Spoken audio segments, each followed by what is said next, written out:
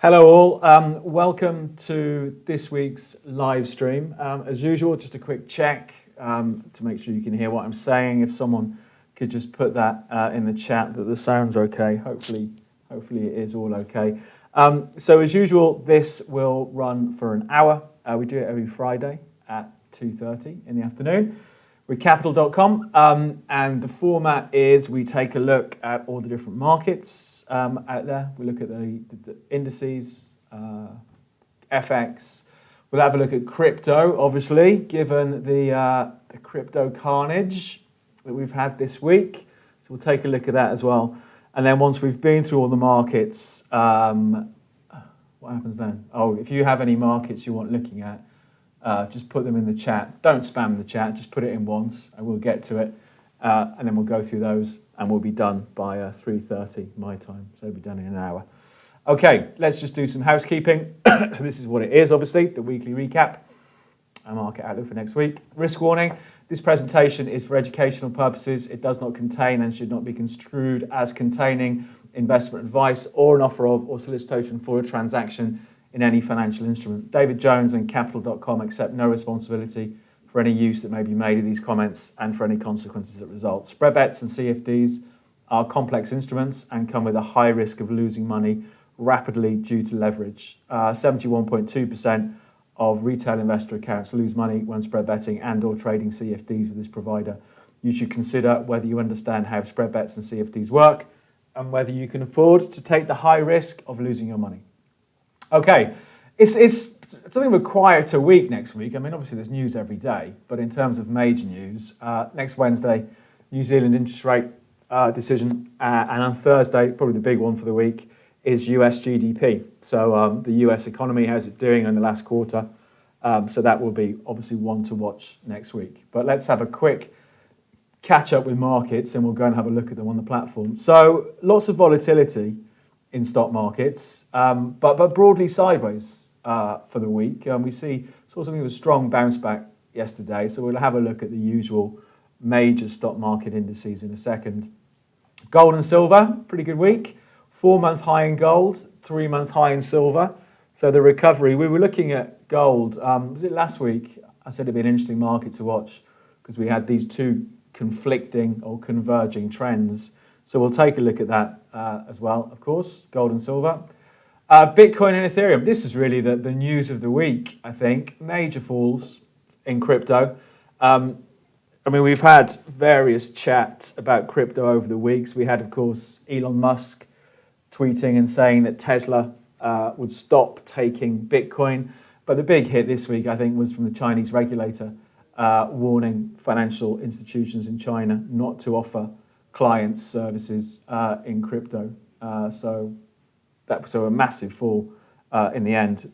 I think I did a video on Bitcoin yesterday, and the drop is 53% from the high in April to the low hit on Wednesday. And we've got to go back more than a year. The fall in February to March last year was 59%. So that was a big old move. So we'll have a look at that, obviously. Crude oil, new lows for the month. It's been a bit quiet, crude oil, but we did have new lows for the month. We'll take a look at that. I still think the trend is still up for oil, but we'll take a look at it. FX, 2-month high in pound against the dollar. It's pushing towards what might be something of a problem area, so we'll take a look at that as well. Live market analysis on our trading platform, we'll do that. Let's just do the contact details first. So to find out more, obviously the platform I'm using is Capital.com. You can go to Capital.com, open an account, download the app, have a demo account to put some real money in, but you can trade and get access to all the markets I'm looking at today. To find out more about me, go to davidjonestrading.com. It takes you to my Facebook page. I have finally launched this trading course. I launched it yesterday, but I've been writing and recording for the last few months. If you go to davidjonestrading.com, you find out a bit more about that. Any questions after this, drop me an email, david.jones@capital.com. Clearly, can't do financial advice, but any general trading questions, you can email me at capital.com. And you can follow me on Twitter. I'm at Jones the Markets on Twitter, and follow Capital.com on YouTube, Twitter, and Facebook. If you haven't subscribed to our channel, if you could subscribe to it now, that'd be great. And we push out various videos throughout the week. Right, let's get into it. I think we'll start with Bitcoin. Massive falls, really. We saw all-time highs, April the 14th, 64,700 and something. And then a couple of days ago, it traded down to briefly below 30,000. So it's a massive move. And it goes back, I think I've said a few times about cryptocurrencies. I'm not the biggest fan of trading them. I do trade them. But I do think they have sucked in a whole load of people who've never traded before.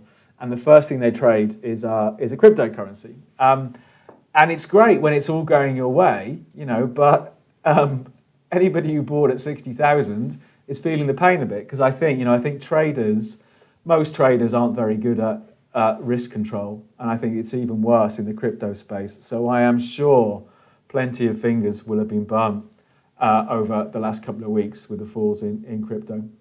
But I thought it was interesting. The video I did yesterday, which is on the channel, I think it's about 14 minutes long, I said I'd be a buyer. I've got an order, and you can see the order here. It hasn't been filled yet, but given the volatility of Bitcoin, I'm not ruling it out it being filled. After the sell-off, I was trying to buy. I've got an order in to buy at 38,000 with a stop down at 27, I think. And this is, again, I think one of the issues with crypto is you need to give it wide stops. That day, okay, it was an exceptional day Wednesday, but it went from 43.4 to 30,000. The thing moved nearly $14,000 in a day, 30% move in a day.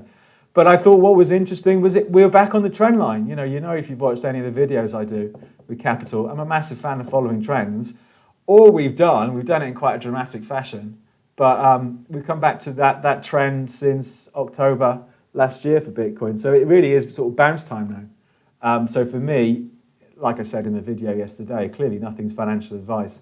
If I was a buyer now, I'd be looking for these old lows to hold from early Jan. I think if it breaks 28,000, this new lows for the year, that's a definite change in trend for Bitcoin. But for me, quite tempted to be a buyer down here. Let's take a look at the hourly chart. I mean, there's my order almost got filled yesterday, but not quite. It came down to 38,175 yesterday. So it sounds like it's a lot above it. It's $3,000 above it, but you can see on the hourly chart, $3,000 is not that much at the moment for Bitcoin. So let's see what happens in this one. I think perhaps we will see something of a recovery from these levels. It may be some time till we see 64,000 again. Mind you, it was only what was it, a month ago, April the 14th, 5 weeks ago, we were up there. So let's see what happens. But for me, we saw a pretty sharp reversal off 30,000. So I would be wondering if Bitcoin can try and claw back some of those losses. Let's take a look at Ethereum on the dailies as well. I didn't look at this one that much. How much did this one fall? So it went from 4.4, all-time highs at 4.4, and traded 1860. So again, more than a 50% fall very quickly as well in the space of a week in Ethereum.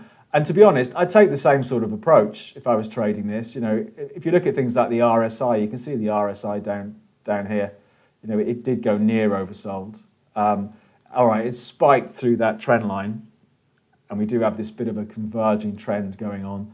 But for me, if I was a buyer now at 2,700, the closest I would have my stop, the other side of the low from Wednesday, down at 1,860. And this, of course, is one of the problems. It's a $900 stop. It's a 40% stop, but given the volatility, these things can move, as we know. But I think, as I said, last week, I don't think a lot of people trading the cryptos worry too much about stop losses because they just assume everything's going to go to the moon. Maybe something of a rude awakening this week. But really interesting markets to watch next week, I think. But for me, it's just come back to the trends. So for me, the trends are still up. So looking to see if it can bounce back the rest of the month for the old cryptocurrencies. Right, let's take a look at stock markets. I did a trade this week for myself. Just to explain, this account is real money. This is the account that we use for all the videos I do. So there are various trades in there. Based off the videos, whenever we do a video, always try and do a trade. Obviously, I've got my own trading account as well for trading other stuff. But I did do a trade on the Nasdaq this week. Let's take a look at some of these stock market indices. Let's kick things off with the Nasdaq. it has been a bit of a lagger, the Nasdaq, really, compared to like the S&P and the Dow. And you just wonder, are investors getting a bit nervous that perhaps these tech stocks have gone far enough? So what's this abusive little man in the chat? Hold on a second, let me just boot him out.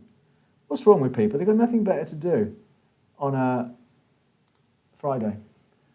Right, so Nasdaq. So Nasdaq there, the Nasdaq index punched up to all-time highs in April, mid-April, and it's been a bit sideways since then. But for me, clearly the trend is up. The trend is still up in these markets. So I bought into the Nasdaq.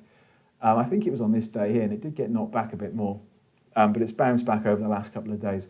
So for me, it will be interesting to see, can we have another go at the all-time highs again, up above 14,000 on the Nasdaq. And for me, it's only if it starts breaking below these March lows. Let's not forget, it's only a couple of months ago down here, but down around 12,000. So it's a little bit boring, a little bit choppy, but overall for me, even though it's fallen out of that trend, we've still got higher highs and higher lows. So a bit of a boring week for the Nasdaq, but all still positive. It's a similar story for the S&P, the S&P 500, the broader US stock market index. Look at that, almost textbook. We take that trend back to wherever, the March lows. Came back to it the 13th of May. When was that? Last Thursday, a week yesterday. And we've held on the trend line. So I think it's interesting. We've still got an uptrend. Whilst we had something of a sell-off, it was only a couple of weeks ago the S&P hit fresh all-time highs. So for me, still looking to buy the dips. I've got about 3 open trades long the S&P from various bits in this trend. So for me, if it starts breaking down and loses 4,000, then it looks a bit precarious in the short term. But for me, the trend is definitely still up for the S&P and the Nasdaq. If we take a look at some of the European markets, FTSE. The FTSE, I think I've said before, the FTSE is a strange one because so much of FTSE constituents' profits are derived in a currency that's not the pound. If we see a strong pound, like we have over the last couple of days, it can sort of keep the FTSE a bit suppressed. But this trend we've been looking at for a bit now, going back to late Jan, trend's still up on the FTSE 100, the shorter term trend that we're looking at here. Nice little dip buys on the moves back to 6,900. It's not the most exciting market in the world, the FTSE, but for me, I'd be looking for a swing back up to those early May highs, up at 71.65, that sort of area. And I think it's only if we lose 6,800 do we have to worry about a much deeper sell-off for the FTSE. So a little bit boring again, but overall, still positive. And the DAX, is a pretty volatile market, but overall, you can see it's a little bit frustrating. I think I've got 1 open trade on the DAX, and it really hasn't done much. It feels like it hasn't done much for about a month at the moment. But you can see overall, we take it back to the lows from March of last year. The trend's still up. Quite a lot of support at 14,800 has come out during May. All still positive. Needs to break 15.6 to get a bit of a move on, find a bit of momentum to the upside. But fairly uneventful month for the DAX, but overall still positive. So all good. Right, what should we do next? Let's take a look at gold and silver. So stock markets a little bit boring over the last week, but the trends are still up in these markets. Let's have a look at gold. So I do have a trade on gold. I think we've got a trade in here actually on gold from the video we did. Hold on a sec. Yeah, so there's a trade from the 19th of May and a trade from the 29th of April. I should probably move the stop on the 29th of April trade. So we're up £400 on the gold trades. And what we were looking at last week, if I remember correctly, we were sort of here last week.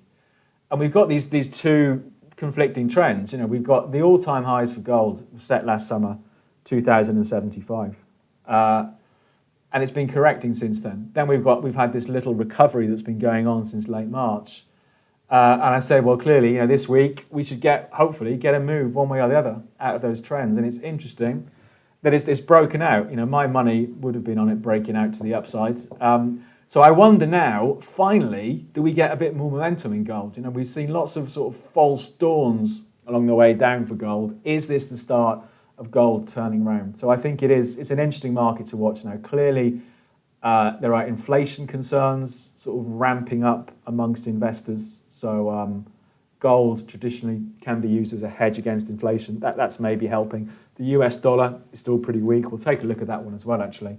But I think it's interesting, an interesting break on gold this week. So for me, the trend still pushing up. We've got trend line support coming in around 1820.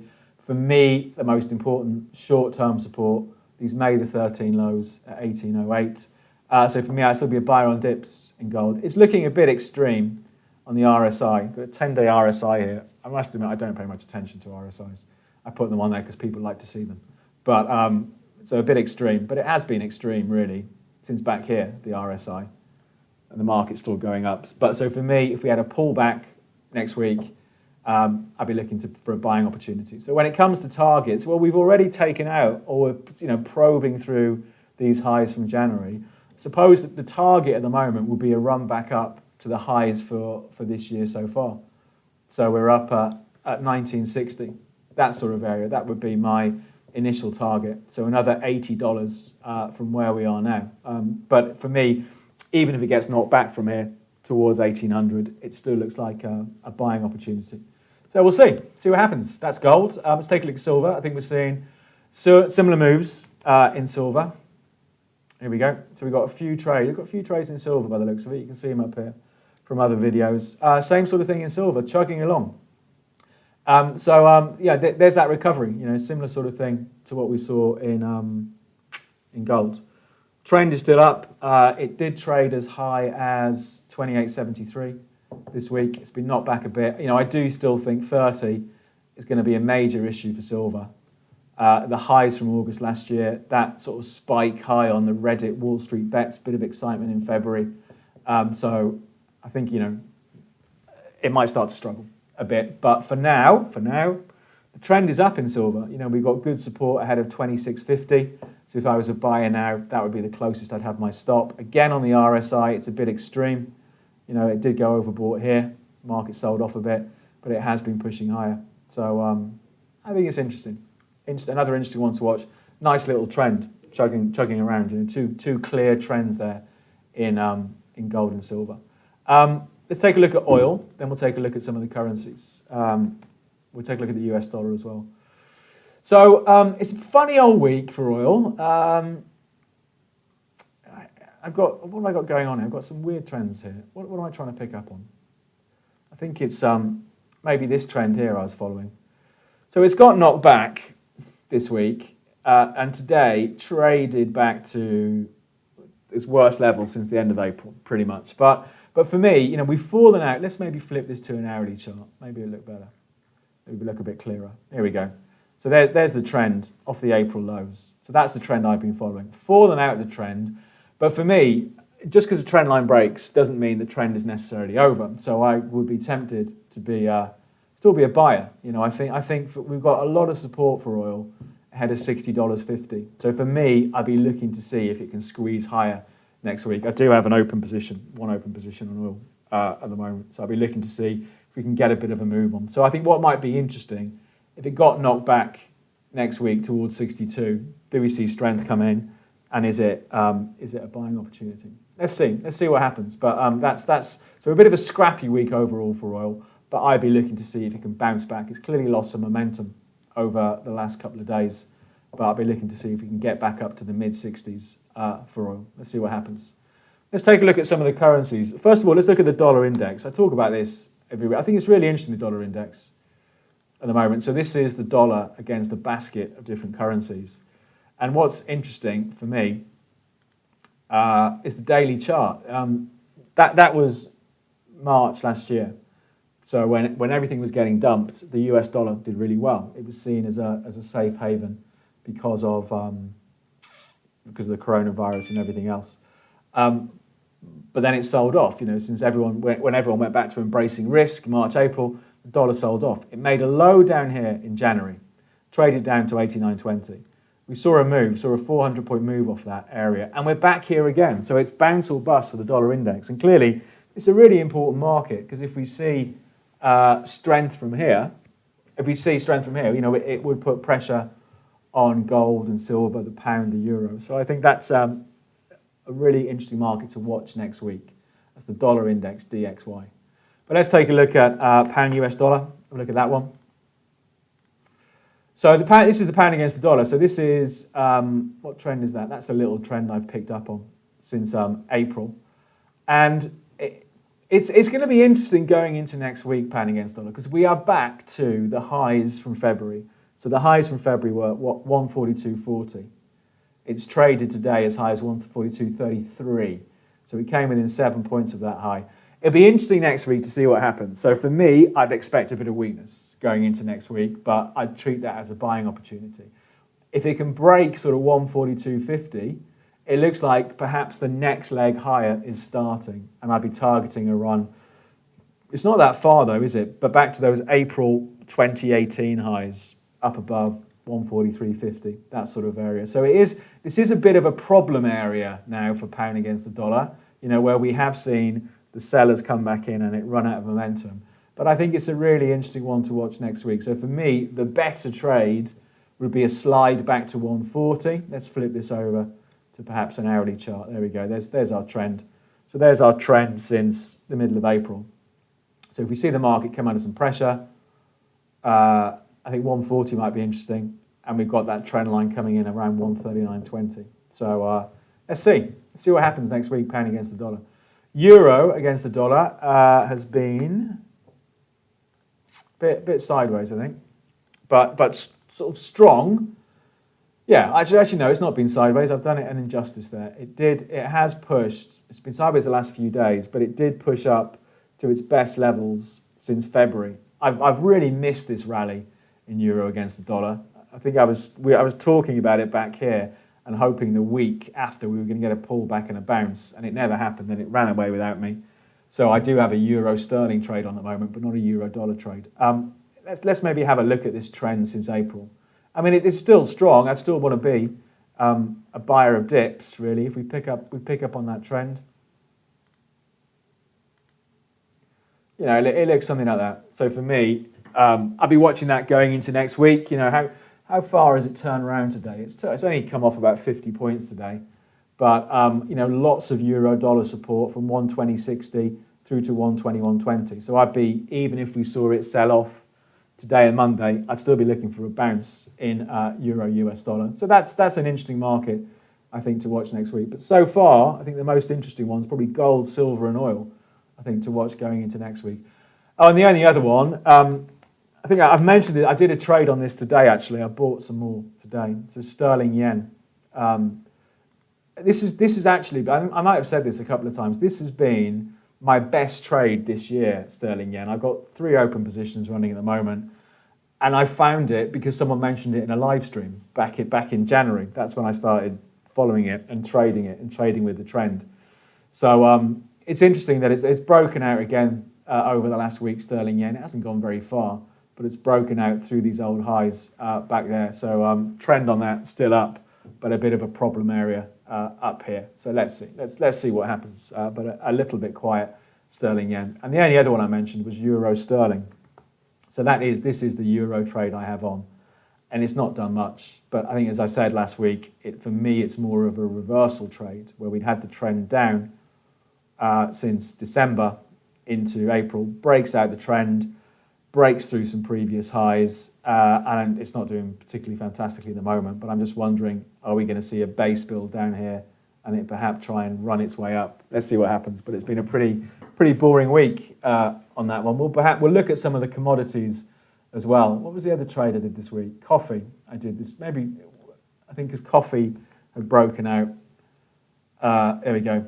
So there are, I'm sure some people will have mentioned commodities, so I'll have a look at it in the questions. But some really good trends in commodities lately.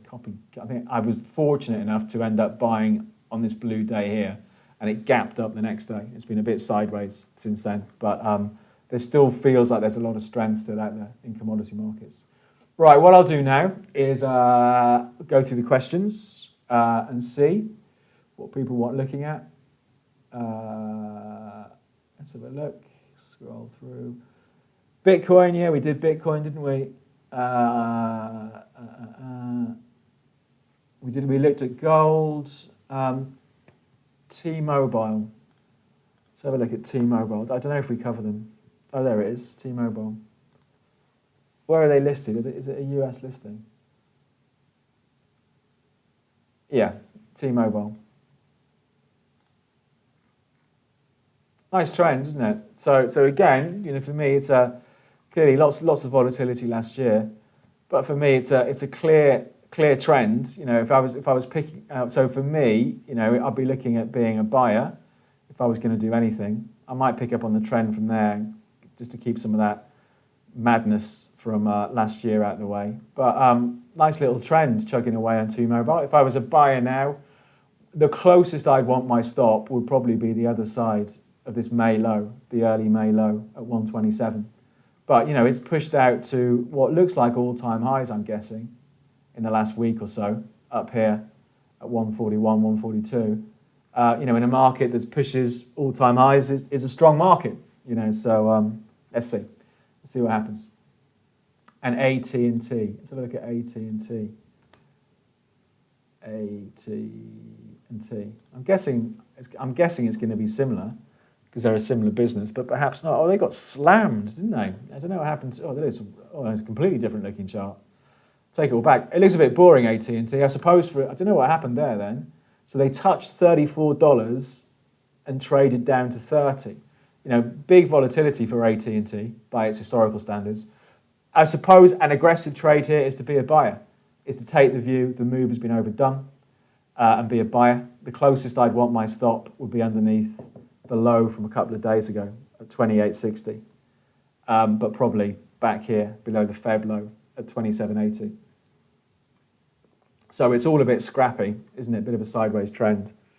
Not a nice trend like T-Mobile was. But interesting nonetheless. Natural gas, yes, natural gas. We've got trades in this account in natural gas. They're up £460, and I've also got a trade of my own in natural gas as well. It's interesting that it had it's a bit of a crazy market, natural gas. I was getting slammed a bit today. It had a real surge this week on the 17th, trading up to near 320, and it's turned right round since then. So it's come all the way back and a bit more. So for me, I'm still in my trade. I should probably think about getting out of the trade in this account, actually. But for me, I'd still be tempted to be a buyer because it is only a few days ago we saw it hit its best levels since about November last year. So we hit new highs for the year. It is a bit of a strange market though, and once it gets going, it can be really vicious. But for me, if I was going to do a trade on it now, I'd be a buyer at 296.5. I'd probably put my stop. You can see what a sort of a shelf 289 was, 290 from late April into middle of May. So it'd be an interesting one to watch next week, natural gas. But I did think it was going to move a bit higher. I'm surprised at how quickly it's reversed, but there you go. It is just a bit of a strange market. So I'll be watching for the bounce in natural gas, but if it breaks 290, I think the risk is it's going to start just ending this trend then. So we'll see. We'll see what happens. Natural gas, eBay. Let's have a look at eBay.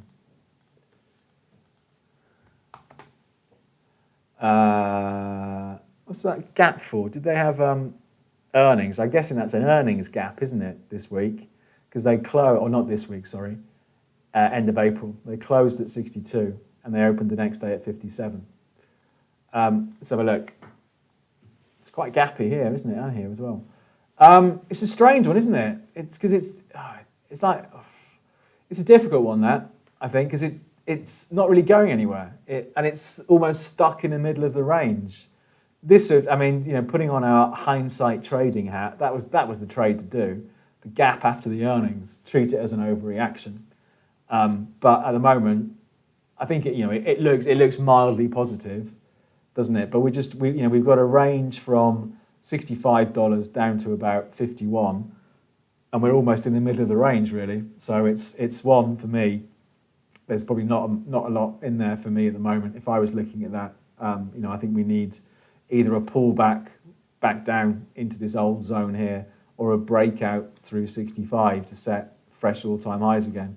But no, a difficult one to call, I think, for me up there. I mean, in the short term, it looks strong. If I was a betting man, I'd be betting on it going up $2 rather than going down $2 from here. So I think we could see a move back to the 62 from earlier in May, but a bit of a sort of sidewaysy, stuck in the middle at the moment. AMC, yeah, we did.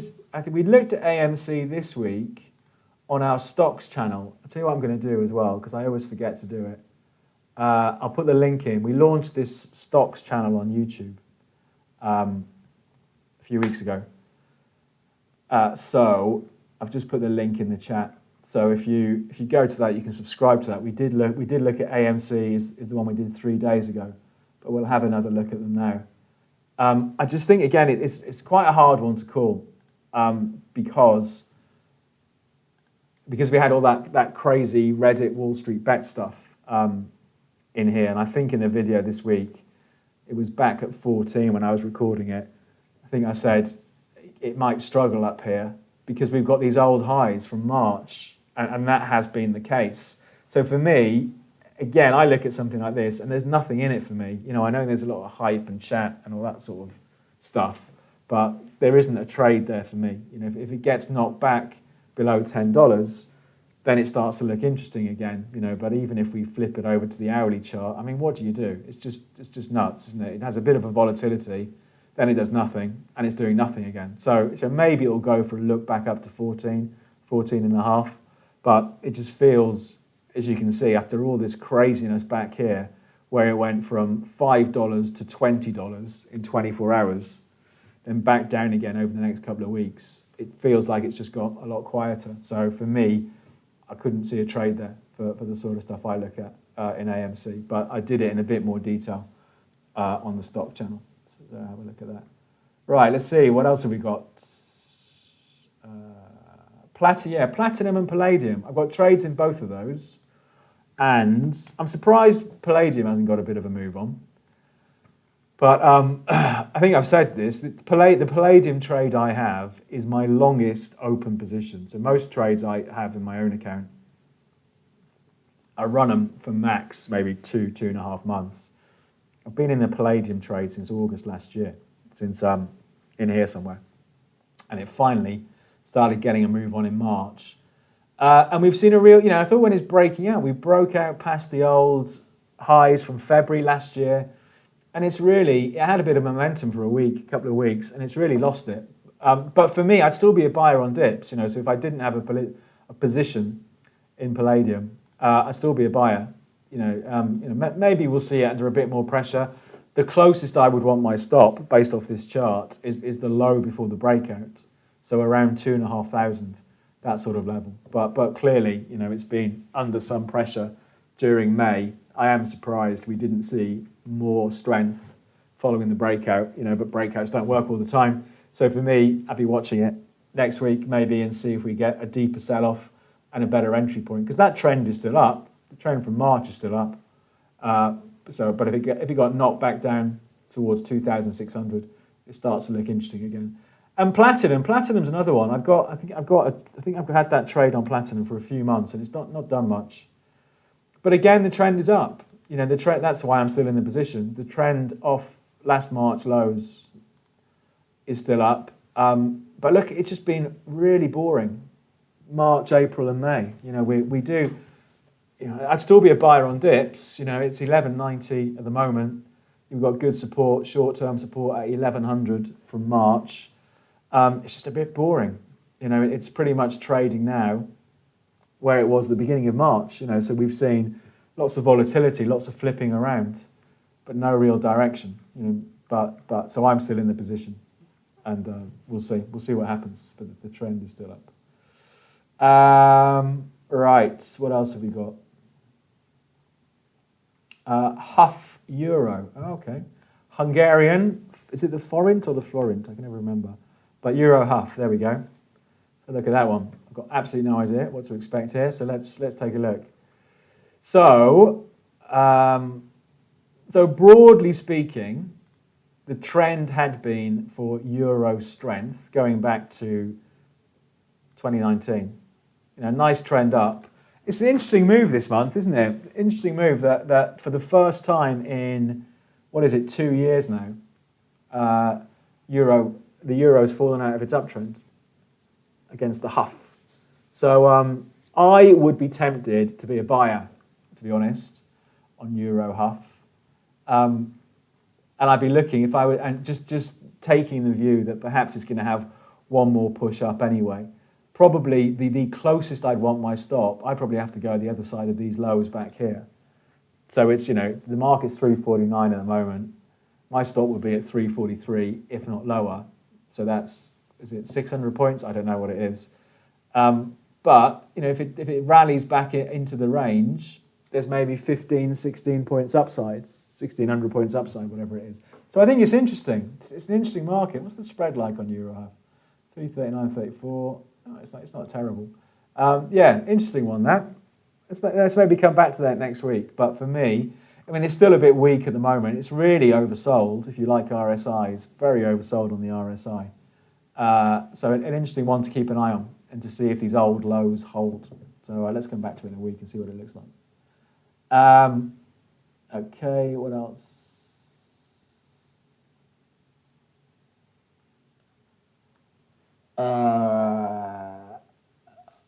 Dogecoin. I knew someone would have to mention the Doge.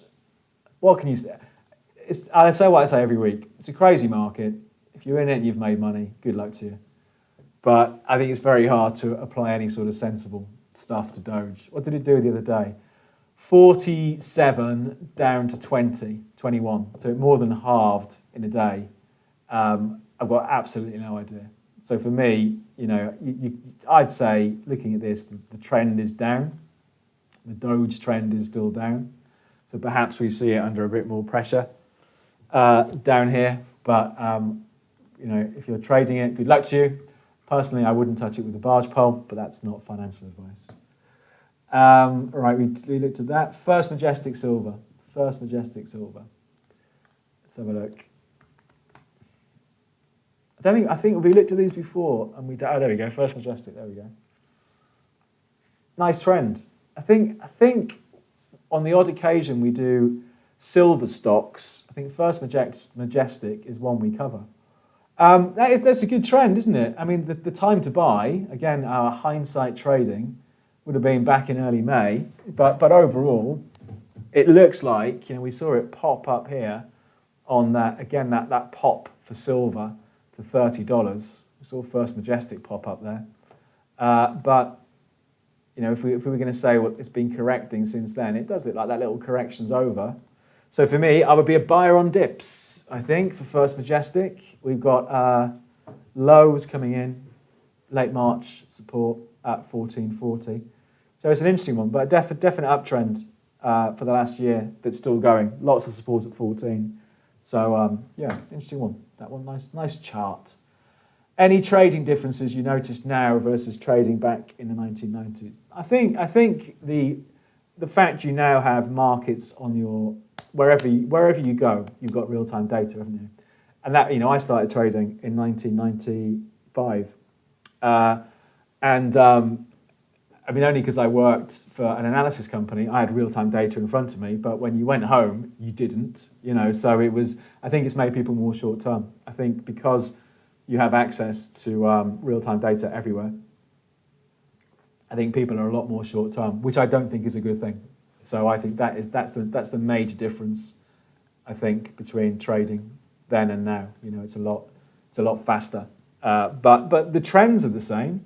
For me, running trades over days and weeks, I probably trade longer term now than I did when I first started. I think when people start trading, they think it's all about the next half an hour, and it's really not the case. Not for me anyway. I'm trying to trade the bigger swings, and I just think everything's a lot more short term now, which is great for brokers like us, like Capital.com, of course, because we want people to trade lots. So it's good for our business and good for, if you're a broker and you charge commission or whatever. But I think for individual traders, taking a step back and looking at the bigger picture is a good idea. Copper, yeah, let's look at copper. I did a trade on copper as well the other week. I think we've got a trade in here actually on copper, haven't we? Hold on a second. Let's have a look. Yeah, right down here. So we bought in copper after the video, put an order in to buy at 4.4, and it's filled. It's only up 60 quid at the moment. Let's take a look. I think the trend in copper is still up. It's been hit. I mean, for me, this would be a buying opportunity. If I didn't have a trade on, this would be a buying opportunity for me. So we've got a great trend off the lows from March last year, touched a few times on the way up. This is a 10-year plus high for copper up here. So it took out the 2011 highs, traded up here to, I don't know, it's its highest clearly for quite some time. It's been knocked back. It's spent most of the last couple of weeks losing ground. Still weak today. Personally, I'll be watching it next week. It's an interesting market to watch next week to see if, first of all, does it start to turn around ahead of 4.4, the old high, this level back here on the way back up.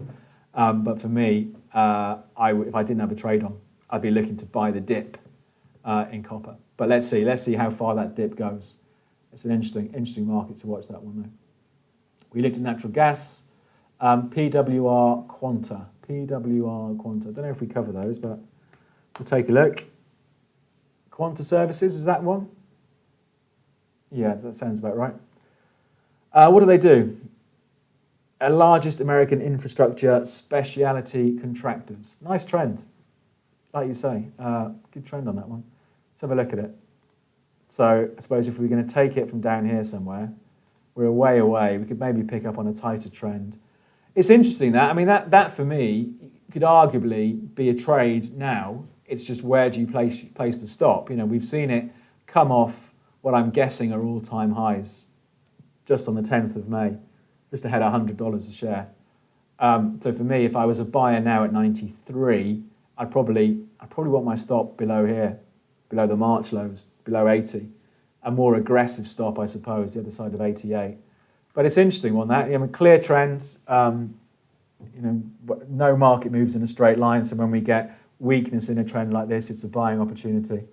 And clearly all the stuff I do is technical analysis and charting.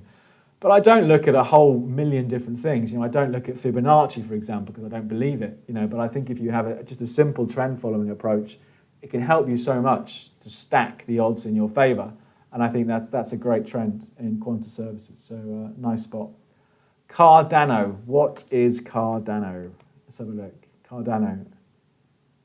Oh, is it a cryptocurrency? Okay. Is it a cryptocurrency? I don't even know what it is. Let's have a look. I'm guessing because it halved in a day, it is a cryptocurrency. So it went from 2 down to 105. Again, what do you think? I don't know. I really, it's the volatility in these sort of things. If I was a buyer now at 169, I'd want my stop loss the very closest to the other side of 130, if not the other side of the low from just 2 days ago. That low was, don't forget. I do wonder if for the next few weeks we're going to see much more subdued crypto markets because of the sort of volatility we've seen this week. I wonder if, clearly the hodlers will still hodl, but I wonder if it makes some people a little bit cautious. That's not saying I don't think we'll go back up again, but I think we might see some more subdued trading in crypto. So for Cardano, I don't know. But, this volatility is crazy. I can't trade a market that halves in a day, but if you're in it, good luck to you, and I hope it all turns out well. What about Deere? Smashed earnings today. Yeah, this is one of my stock trades. Great trend in Deere. Smashed earnings. I'm guessing they're up. I thought they might be down. Another great trender, the tractor company. So Good earnings today. I'm in them with just sort of moving the stop up behind. Oh, look at that. Lovely little move back to the trend line. So again, from a pure technical analysis point of view, we've had a sell-off from $400. We've come back to $350. We've seen a bit of a strong day today. It'd be interesting to see how it ends. If it ends strong today, that does bode well going into next week. I should say I do have a position in them. So I want it to bode well. But if I was a buyer today, the closest I'd put my stop, you could go under yesterday's low, which was 350. I'd probably knock it back a bit to here, to the early March lows, down at 330. But yeah, nice trend. We looked at copper, we looked at gold, we looked at Cardano, dollar Canada. Let's have a look at that one. So dollar, Canadian dollar. Is it still weak, I wonder? It still is. It's just edging, just keeps edging its way lower. So the big trend is down. So this is US dollar weakness we're seeing, Canadian dollar strength. So we've gone from 147 down to 120 at the moment-ish, just above 120. That trend is still down. So I wonder, though, if we do see that dollar index strengthen, clearly we could see a bit of a bounce back here. But for me, I'd be in no hurry to be a buyer of dollar, Canadian dollar at the moment because the trend is down. I suppose one tactic could be to sell it if it breaks below the low from the 18th. So if it breaks that 120 level, think about going short because perhaps we'll see it lurch a bit lower again. Oh, it's quite interesting down here, though, isn't it? Look at these lows from back September 2017. So it's a 4-year low. If it's going to bounce from anywhere, a bit like the dollar index, it's probably here. So it's an interesting market to watch, but it's still weak for me. The trend is still down. Platinum and Palladium, we looked at that.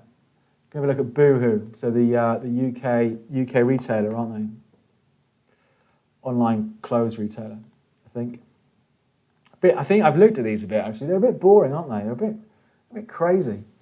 I think they've done well over the years. We don't have that much data going back on them. Let me just have a quick look on something else, just to see if there's anything I'm missing here. Let's try and get a bit more info. Boohoo Group. I'm sure they've done well over the years, but they've done nothing. Yeah, here's like a bigger picture view of them.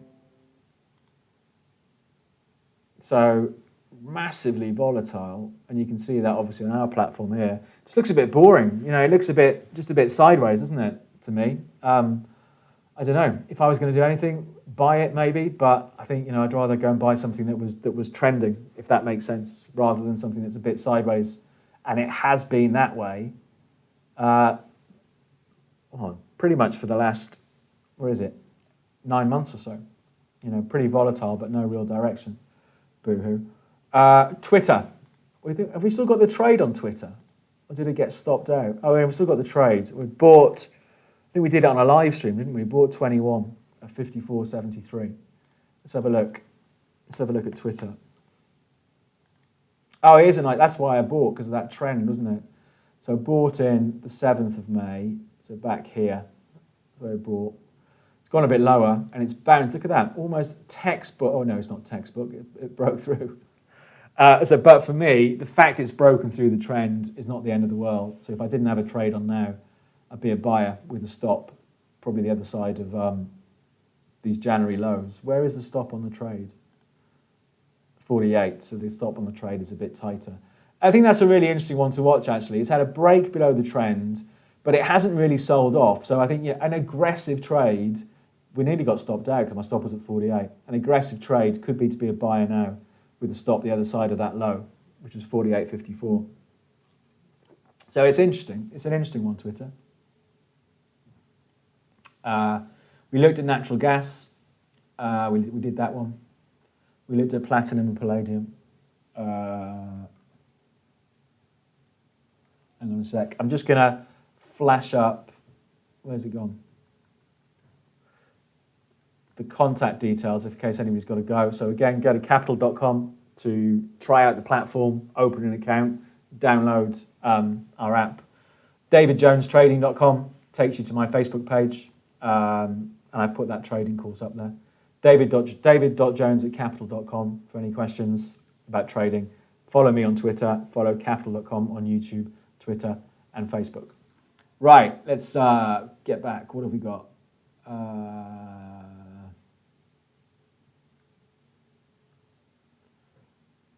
10. Let's have a look at 10. I don't know if we cover 10, but let's have a look. No, we don't cover it. 10, unfortunately. Berkshire Hathaway, which is of course Mr. Warren Buffett, doing well. Is that all-time highs in the last week? Looks like it, doesn't it? So I think Mr. Buffett might be finally getting the hang of this investing lark, looking at it. But no, great trend, obviously, in Berkshire Hathaway or Berkshire Hathaway, depending on which side of the Atlantic you are. Great trend, all-time highs the other week. Be a buyer on dips, lots of support coming in 260 to 270. It's a nice trend, isn't it? Let's have a look at Amazon. Let's have a look at Amazon. I think are they still boring, Amazon? They had the breakout on their earnings and they've done nothing. It's just boring. It's just pretty sideways, isn't it? So, it did punch out to all-time highs on its earnings and it's just fallen back into the range. I mean, it's a range with good support at 2,870. It's just a little bit flat, really, and not trending. Apple. I think I've got a trade on Apple. Hang on a second. Yeah, 5th of March, bought them at 119.70. For me, it's fallen out of that trend, Apple, but like I say, I would always give it a second chance. Just because it falls out of a trend doesn't mean the trend's over. So for me, I would be looking for a run back up at least to the late April highs at 138. If I was a buyer now, the closest I'd have my stop, the other side of 120.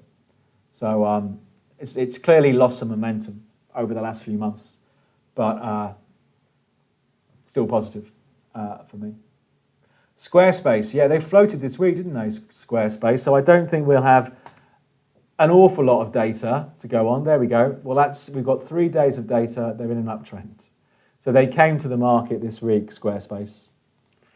New IPO, but with so little data, doesn't really make, can't really read too much into it, to be honest, can we? But seems to be well received over the last couple of days anyway. Do I use Fibonacci in my trading? No, I don't. I don't believe in Fibonacci. Never look at them. Alibaba. But again, I think with technical analysis, with anything really, it's what works for you, isn't it? I don't use Fibonacci. If you use Fibonacci and you make 10% a month, more power to your elbow. I think there are so many different ways of looking at markets, and we all have our favourite ways. But for me, I've never really bought into the whole Fibonacci thing. Alibaba, right on the trend line. So if it's going to bounce from anywhere, this is the place. So it's an interesting one down here. We have had a bounce this week. It's been a quiet week, but it has moved higher. If I was a buyer now, maybe that's the trade we'll do. Actually, let's keep going and see if we can find something else. If I was a buyer now, I'd probably want to stop the other side of 200. But it's come down to what is it's a 5-year trend, that going back to 2016, when it was about $60 a share. And we've come right back to it now. Clearly, it's been sort of slammed off the highs from October. But it's a really interesting one, that. Virgin Galactic, yeah, they had a bit of a run, didn't they? Because, I don't know, didn't they say they got their first flight booked or something? They were up 20%. I mean, again, with this one, it's gone from $60 to $16 in about 3 months, so it's a bit of a punt, isn't it, if you really want to be a buyer. That was the 20% move yesterday. You can see it's somewhat dwarfed by everything else that's gone on. For me, it's one of those stocks I wouldn't do anything with because of the volatility, and it's just a little bit crazy. But it did have a bit of a move. Enquest. Let's have a look at Enquest, London Stock Exchange stock. Enquest. Oh, this is okay, this is listed. This is the listing on, I'm guessing, is it the Swedish Stock Exchange? Wow, it's crazy swings, isn't it? I mean, really crazy, actually. So it doubled pretty much from Feb into March, and then it dropped back about 40%. I mean, that sort of volatility does scare me off, but if I had to do anything, I'd be a buyer now, and I'd put a stop the other side of those April lows. It's interesting. It's interesting. Will it recover back up from here? It looks quite a speculative one, but I think for me that's what I'd be tempted to do. I mean, you could argue that trend is up. We have had higher highs and higher lows since November. We clearly had that extreme run there. So yeah, I think to be a buyer, if I had to do anything, be a buyer now with a stop underneath those April lows. Palladium, we looked at Palladium. Copper, did Bitcoin. NEO, that's the electric car company, isn't it? I think. What do you think? I don't know. It could be if I had to do anything, I'd probably be a buyer. So I give it the benefit of the doubt and be a buyer and put a stop the other side of $30 because it's sort of fallen out of that uptrend line. It's gone pretty oversold. If you're a fan of RSIs, it's had a bit of a break and it's trying to recover. So for me, it's interesting, to be a buyer maybe at 34 with a stop somewhere the other side of 30. I think if it breaks 30, the risk is, we're gonna push back to maybe 25, the October lows. So it's an interesting one down here. It's certainly lost quite a bit of volatility recently. Let's just get rid of that guy. We looked at Ethereum and we looked at Cardano. Euro Aussie. Let's have a look at Euro Australian dollar. Let's have a look at that.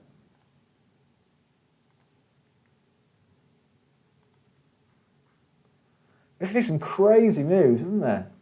It really have. What was that then? Oh, that was last March, obviously. I would be looking to be a buyer. I think I would sort of think, well, we had been in a downtrend. The market was pushing lower, so the euro was losing ground against the Australian dollar.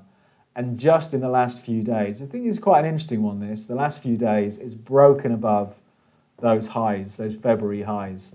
So for me, I would probably try and be patient if I was going to trade it and wait to see, do we get a pullback and a bit of strength next week? I think that's an interesting one, maybe the euro is starting to turn the corner against the Australian dollar. So no, it's a good little spot, that one. On buying dips, what time frame are you looking for before you place the order? For me, dailies, daily charts, and I'm really looking for the market to turn around. So I'm trying to think of a dip I bought this week. There's one I included in my course. I can remember, and it was cocoa. So I bought cocoa. I think it was cocoa. No, it wasn't. It was cotton. So this had been a good winning trade for me. I've come out of it since, but for me, so this was cotton in March, clearly in an uptrend. Market selling off, get a bit of a bang around. And the market looks like it's holding. Yeah, so it is a bit of an eyeball thing, but looking for confirmation, then setting a stop loss so I don't get taken out in the noise. So I wouldn't be a buyer on a day like that, where it's just running into the trend and just selling off. I need to see a bit of stability come back to the market. So I'd be thinking, for example, now I might be thinking about, I don't think I've got a trade on in cotton anymore. I'd be thinking about maybe being a buyer again now, because we've seen it get slammed a bit over the last couple of weeks, and are we seeing a bit of stability come in? But have a look at my trading course to find out more about that. But I look at dailies. I don't look at hourlies and 5-minute charts. I had issues trading US crude from the UK due to the Brexit changes. Is there a way around this other than moving to America? I don't know. I'm not sure if that's. I'd really drop me an email after, maybe, George, and I'll have a look. If you explain it a bit more, and I'll see what we can do. Yeah, we've done copper. What position would you put for 1 week, 1 month, and 3 months? Ones that I thought were going to profit is the flippant answer. I don't really think about trading in that way, to be honest. How about Ichimoku Cloud? We did a video actually last year. I did a video last year on how to use Ichimoku charts. I never use them myself actually, and I do quite like them. I should pay more attention to them. Pretty similar to candlesticks. What else have we got? Bitcoin, we did Bitcoin.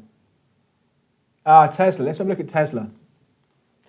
I think I've got a trade on Tesla, actually. We did do a Tesla video this week, didn't we? So I bought Tesla in the video this week at 580. And where is it now? 588. I think it's interesting down here, Tesla. For all the usual trend reasons. So it's got knocked back from $900. That trend from March last year. That's where we've come back to. So that was the reason for the trade this week. So I think it was the video from yesterday or the day before. So for me, it looks like a buy down here, which is why I bought it. I think I'd probably want to give it a bit of room. I can't remember where my stop was. I'd probably be tempted to go 500 on a stop. Let me see where I did it.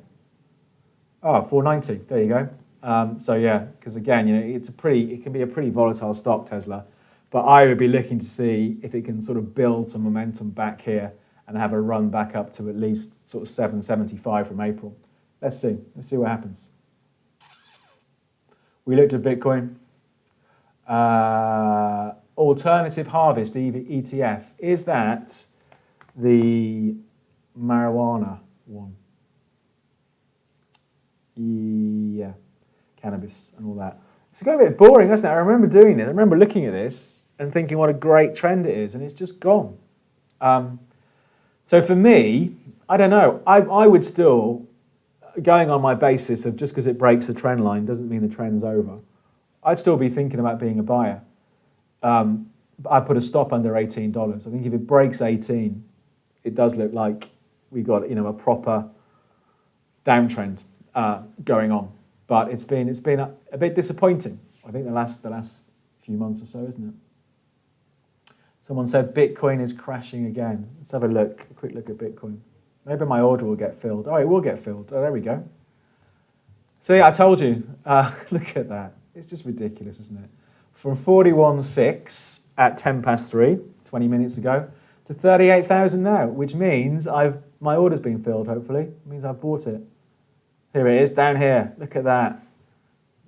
So we bought at 37,979. I'm up £1.20 already. I'm such a demon crypto trader. How do I do it? Interesting move in Bitcoin. Let's see what happens with that. Thanks for flagging that one up. But for me, the level to watch is down here. If it gets down to 30,000, that's when it gets interesting. This is just noise. It's a lot of noise, but let's see. We looked at Tesla, looked at Squarespace, New Zealand dollar, US dollar. We do have those New Zealand dollar, New Zealand interest rates out next week. New Zealand dollar, US dollar. I am long. I've got a trade on New Zealand dollar, so I'm long. I wonder if the US dollar's moving. It's been a bit boring, so I've traded it a bit up here, and I thought it was going to go ballistic, and it's fallen back. And it's just gone a bit boring again, New Zealand dollar. I'm long at the moment. I don't know what sort of trade we'd pick up on. Hang on a second. Trend we pick up on. It's a bit scrappy, I think, at the moment. I would be looking at that sort of trend, and it's just a bit all over the place, isn't it? So for me, I would be using, if I didn't have a trade, I'd probably be using this sell-off as a buying opportunity, and I'd put my stop either the other side of 71.50 or the other side of these lows, or maybe even these lows. I think it's interesting to watch next week. Why is everything suddenly moving? Let's have a quick look at the dollar index. Oh yeah, that's having a bit of a move, isn't it? Okay, there we go. What do you think about the Wyckoff strategy? I'm only mildly familiar with it, so I can't really make a comment on it. Where can we find out about your trading course? Go to davidjonestrading.com. That's a Facebook page. And there's a link to it all from there. Keva Recovery Play, CEVA. CEVA. I'm not familiar with those. Doesn't look like we cover them. Sorry. Bitcoin. Oh, Chinese Vice Premier Liu vows to crack down on mining. Thanks for that. So that must have been something that's come out and knocked it back. It'd be interesting. I'd be betting on a bounce actually. Let's see. See, it just sucks you in, doesn't it? The world of the cryptos sucks you in. 38. I mean, it's sort of holding, isn't it? Let's see what happens. Interesting one to watch for the rest of the day. Okay, I think that's it. Actually, there's no more questions by the looks of it. So I think we're all done. Don't forget to subscribe to our stocks channel. I'll just put it in the chat there. If you go there, we do individual stocks during the week. To find out more about Capital.com, go to Capital.com. To find out more about me and the training course stuff, go to davidjonestrading.com. And I do put sort of market thoughts and ideas up during the week. Any questions after this, drop me an email. My email address is david.jones@capital.com. I just looked at New Zealand dollar, US dollar. We just looked at it. It was the last one we looked at. And I'm at Jones the Markets on Twitter. Follow Capital.com on YouTube, Twitter, and Facebook. And that's it. So we'll do it all again next week, next Friday at 2:30. Make sure you're subscribed with the alarm bell thing clicked and you get a notification off YouTube. We'll do our normal videos throughout the week. Have a good weekend, everybody. Like I say, any questions, drop me an email. Go to Capital.com, go to my webpage, and that's it. We can finish there.